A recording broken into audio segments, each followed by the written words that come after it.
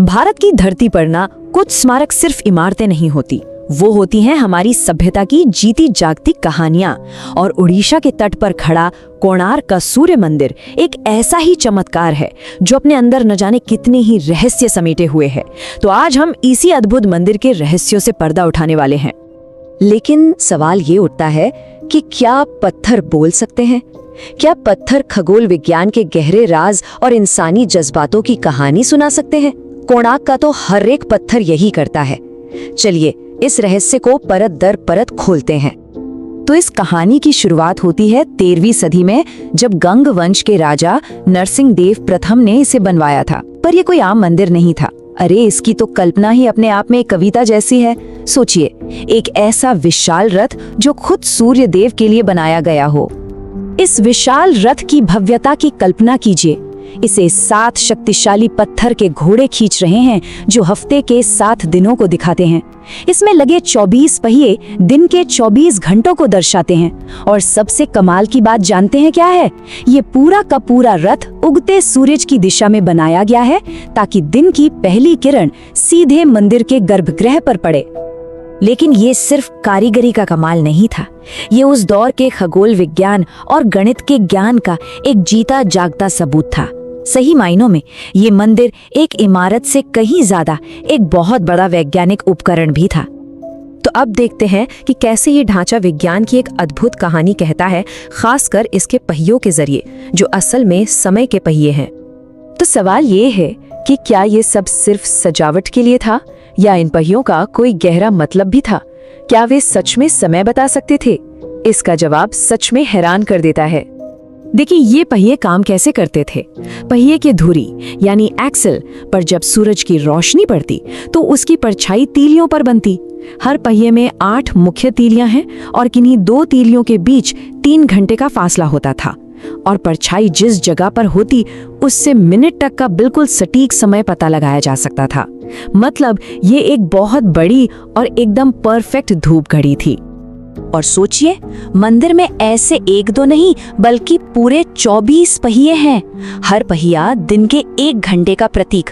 मतलब ये डिजाइन कितना सोचा समझा और सटीक था। चलिए अब इस कहानी में और गहरे उतरते हैं और मंदिर के सबसे चर्चित और रहस्यमयी पहलू की ओर बढ़ते हैं, जहां विज्ञान और लोक कथाएं आपस में मिल जाती हैं। यह है महान चुंबक की कहानी। क्या मंदिर के शिखर पर सच में 52 टन का एक विशाल चुंबक था?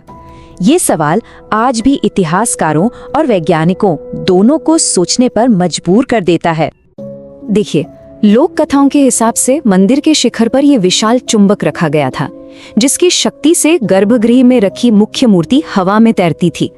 कहा तो ये भी जाता है कि इसका चुंबकीय क्षेत्र इतना ताकतवर था कि समुद्र से गुजरने वाले जहाजों के दिशा सूचक यंत्र यानी कंपास काम करना बंद कर देते थे। वहीं कई इतिहासकार इसे सिर्फ एक दिलचस्प कहानी मानते हैं, जबकि कुछ का मानना है कि ये हमारे पूर्वजों के धातु विज्ञान के जबरदस्त ज्ञान का सबूत हो सकता है। अब सच चाहे जो भी हो, एक बात तो माननी पड़ेगी, हमारे पूर्वजों की इंजीनियरिंग और समझ इतनी गहरी थी कि आज भी वो हमें हैरान करती है और नए नए सवाल खड़े करती है। लेकिन कोणार्क की कहानी सिर्फ पत्थर, विज्ञान और रहस्यों की नहीं है। इसकी नींव में एक मानवीय कहानी भी है, एक बलिदान की कहानी जो इस शानदार ढांचे से भी कहीं ज्यादा बड़ी है। जरा सोचिए, 1200 कारीगर पूरे 12 साल से मेहनत कर रहे हैं। मंदिर लगभग तैयार है, लेकिन वो आखिरी और सबसे जरूरी पत्थर यानी कलश को उसकी जगह पर लगा ही नहीं पा रहे हैं। सालों की मेहनत पर पानी फिरने का खतरा मंडरा रहा था। और तभी राजा का सख्त आदेश आता है, अगर सुबह तक कलश स्थापित नहीं हुआ तो सभी 1200 कारीगरों को सजा मिलेगी। माहौल में एक निराशा और डर का अंधेरा सा छा जाता है। और उसी रात एक उम्मीद की किरण बनकर आता है धर्मपद। वो सिर्फ 12 साल का एक लड़का था, मंदिर के मुख्य वास्तुकार का बेटा। उस लड़के में एक असाधारण प्रतिभा थी। उसने वो समस्या देखी जिसे बड़े बड़े कारीगर समझ नहीं पा रहे थे। उसने पूरी गणना की और सिर्फ एक कोशिश में उस आखिरी पत्थर को उसकी सही जगह पर बिठा दिया। मंदिर पूरा हो गया और 1200 कारीगरों की जान बच गई। लेकिन धर्मपद को डर था कि अगर राजा को पता चला कि ये काम एक बच्चे ने किया तो वो सभी कारीगरों का अपमान करेगा। उन 1200 कारीगरों के सम्मान को बचाने के लिए धर्मपद ने मंदिर के शिखर से कूदकर अपनी जान दे दी। तो अंत में ये सवाल रह जाता है, असली चमत्कार क्या है? वो विशाल मंदिर जो आज भी समय को मात दे रहा है, या फिर उस एक लड़के का बलिदान जिसने 1200 लोगों के सम्मान के लिए अपनी जान दे दी?